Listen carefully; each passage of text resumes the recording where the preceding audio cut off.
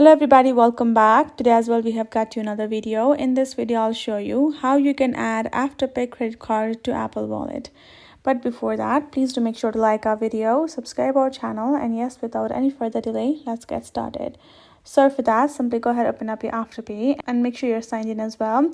And then now switch to in-store section and tap on the option of set up Clearpay card. Then go ahead, you will find the option of to pay in store, add the card to your Apple Wallet.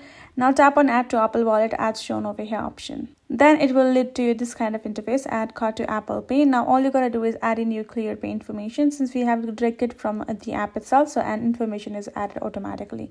Now tap on the next on top right corner and simply confirm the terms and condition. Tap on agree as well. Then the adding card process will start happening. You can see adding card and we just wait for a while for it to be completed. Once it's done, you should be able to see this kind of interface, card added on top and your name, Clearpay, card number will be shown at the bottom. Tap on done and you're good to go.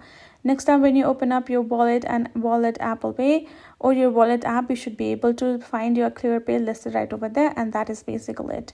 That's it. Hope this video helped. Thank you so much for watching. I'll see you guys in our next video.